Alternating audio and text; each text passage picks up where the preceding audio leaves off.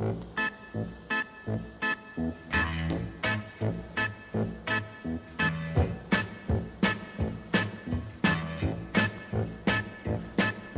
show me the way to the next whiskey bar. Oh, don't ask why. Oh, don't ask why. Okay, let's do another request. First, let's get some water. Let's get some water that tastes a little bit like Lagavulin 8.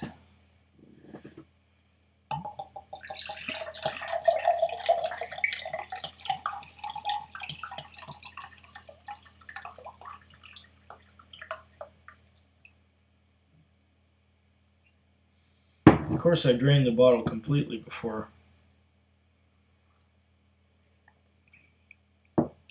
Yeah, it's got a hint of Lagavulin 8 in it, even if I tried to get almost every drop out of there.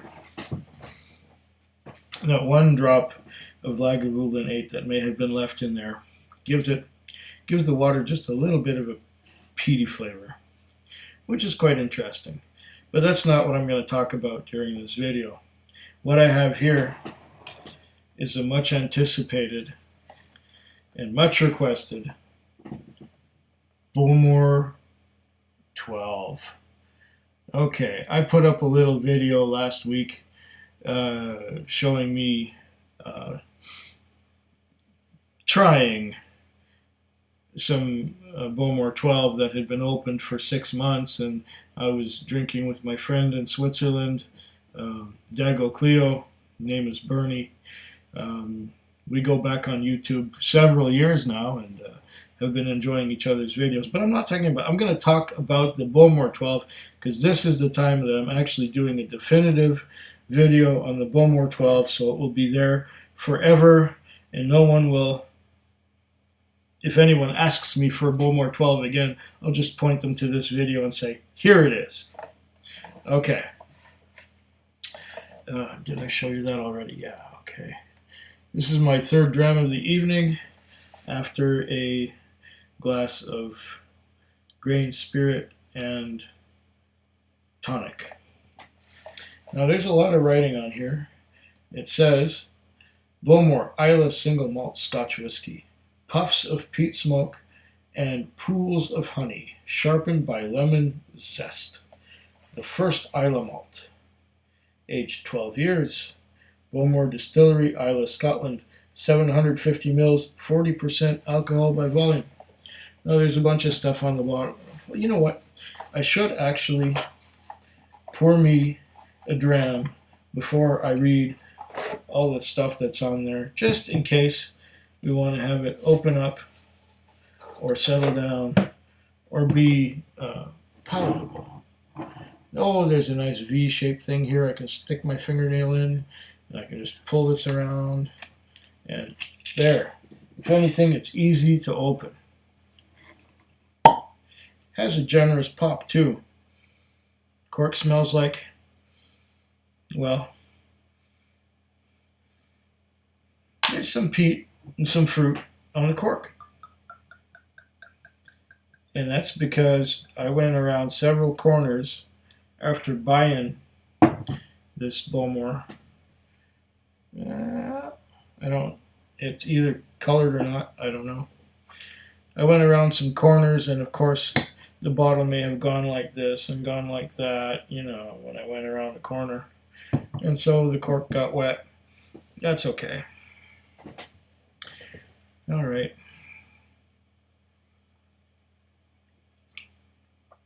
I was going to read to you.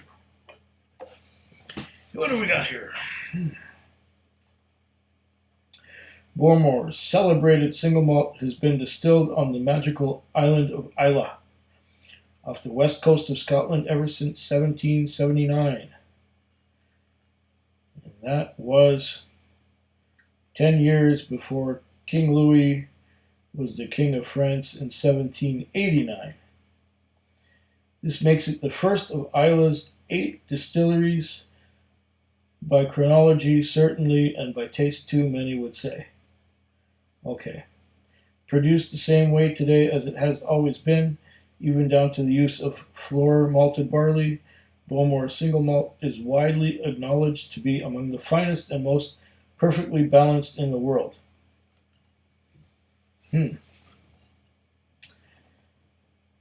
12 years old, Bowmore. Complex yet perfectly balanced. Our 12 years old reflects the raw essence of Bowmore, thrashing waves, windswept landscapes, and generations of tradition, and much marketing. On the rye, warm and amber. Breathe in. Subtle lemon and honey, balanced beautifully by Bowmore's trademark peaty smokiness. Sip sweet and delicious heather honey and gentle peat smoke. Savor the long, mellow finish. To fully enjoy the aroma, savor it in the open air. See how a drop of water releases those refreshing citrus notes. Magical. Aha. Born and bred on Islay, Islay malts are famed for their peaty smokiness, and Bowmore 12 years old is no exception, as well as taking our water from the peat-laden Lagan River. We carefully smoke our malt in a peat-fired kiln, just as our ancestors did over 200 years ago. Nurtured for 12 years in Bowmore's legendary #1 vaults, the oldest maturation warehouse in Scotland, and the only one below sea level, the result is classic Bowmore. Okay. There is much marketing on this bottle, on the box. What does it say on the bottle? Not really all that much. Okay, oh, this is really fine. On the eye, breathe in, etc. www.bowmore.com. And on this side, it says everything it says on the box. Very good.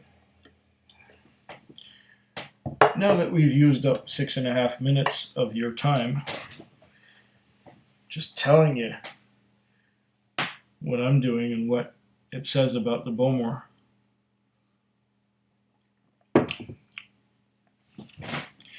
This water tastes really good. It tastes a bit like Lagavulin 8.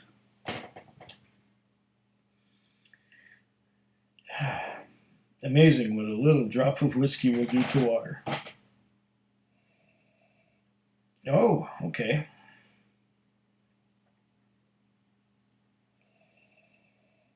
I'm getting rich and fruity. Let's see. I'm getting fruity, dark and medium fruits.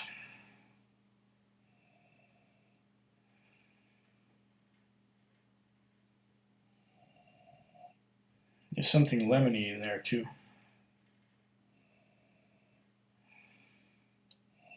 Citrus, lemon, orange.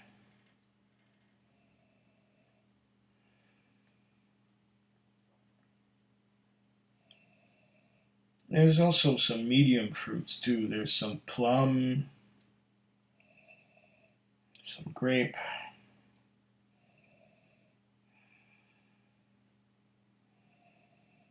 Zesty, lemony, orangey, pineapple, that kind of thing. The lemon tree, very pretty. Then the lemon flower is sweet, but the fruit of the poor lemon is impossible to eat.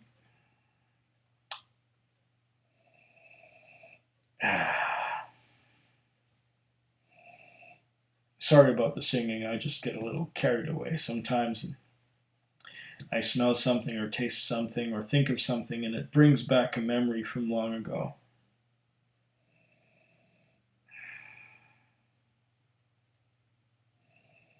I'm not getting a lot of peat or smoke on the nose, just fruits, citrus. Okay, let's taste it.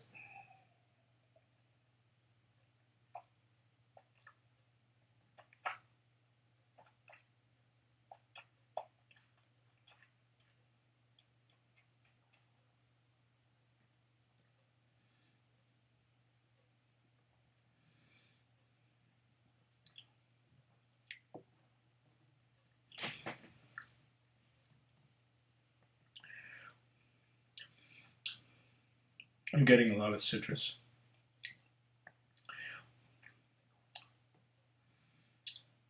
I'm getting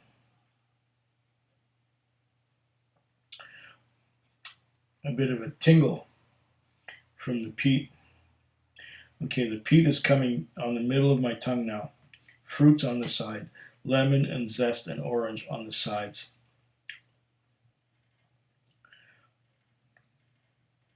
Peat, smoke on the center of the tongue. It's becoming a little bit ashen, a little bit ashy. The finish I get so far is dry.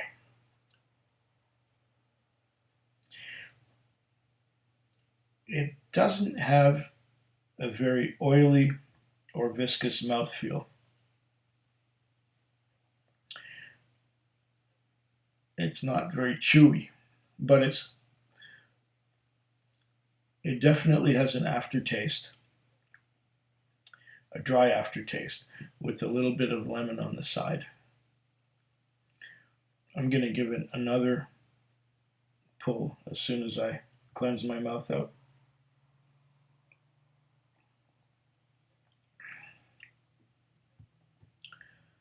Okay, Bowmore 12, take 2.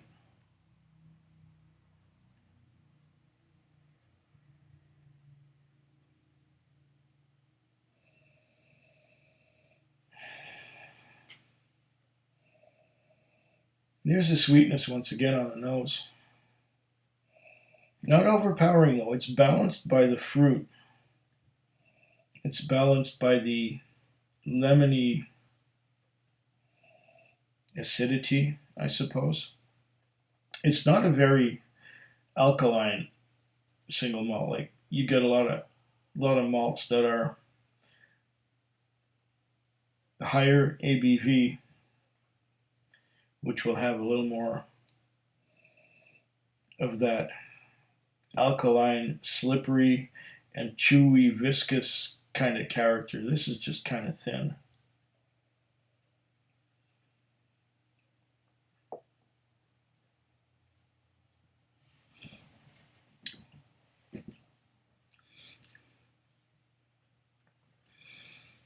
What it does have going for it is a bit of sweetness, like a honey sweetness. And that orangey, lemony citrus, which is balanced very well by the peat smoke.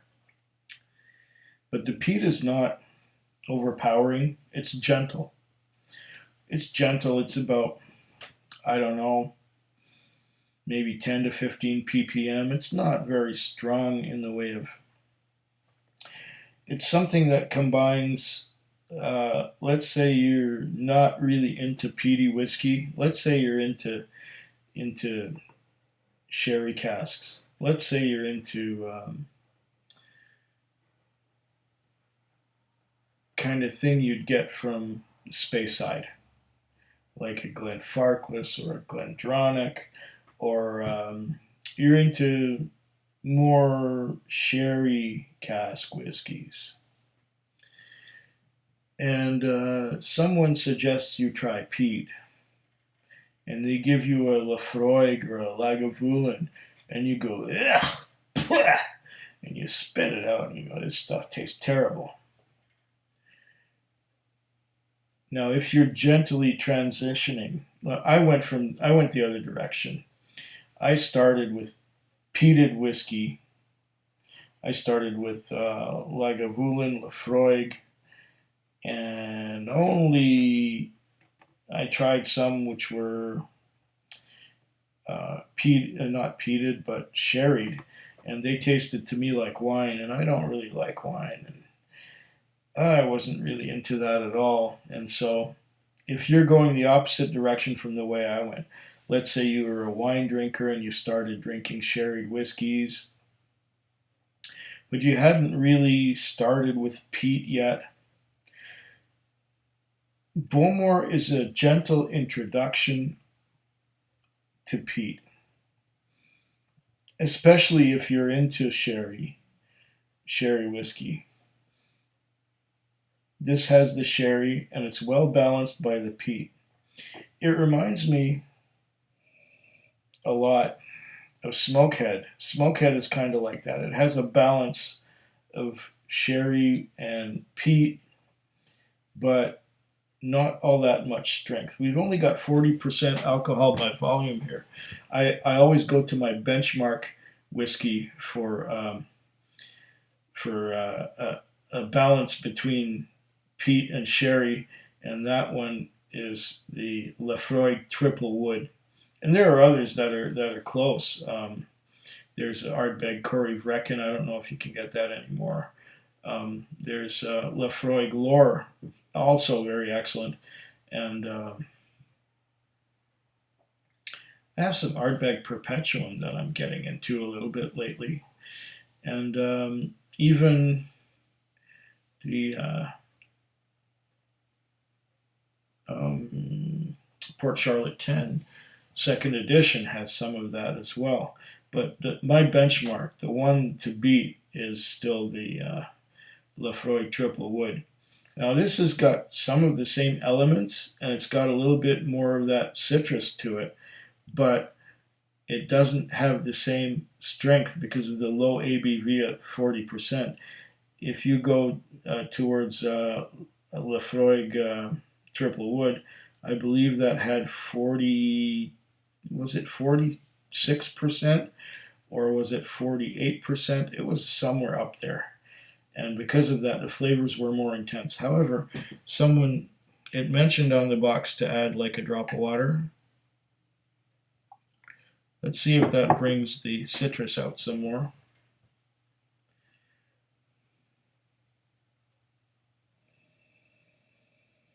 I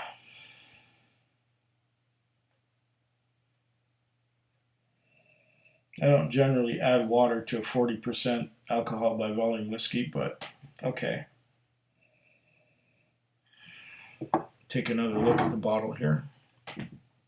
That is the Bowmore 12 Islay single malt at 40% alcohol by volume.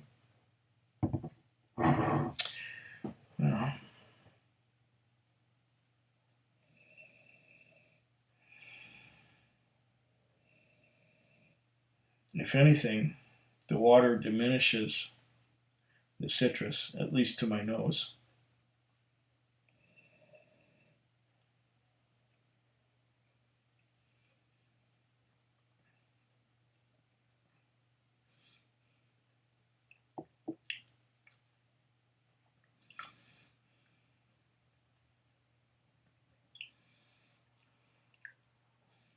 On the taste, it brings more of the lemon zest out front, and it makes it more, I get more honey now that I've added a bit of water. Well, you know, this is a very satisfying dram.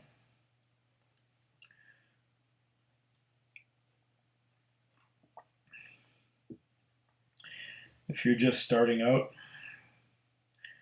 and you like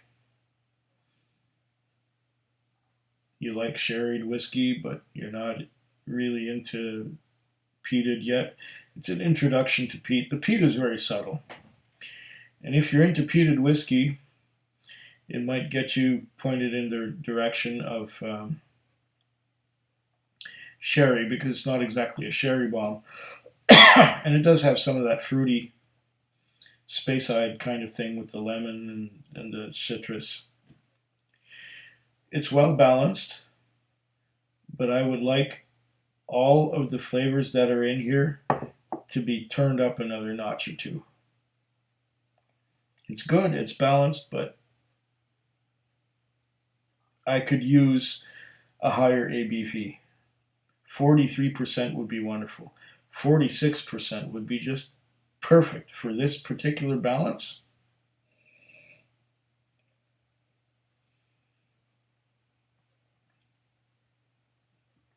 Yeah. Not bad. Not bad at all. In fact, it's quite good. Sláinte. Food quick. Food quick. Food quick. Food quick. Food quick. Yeah.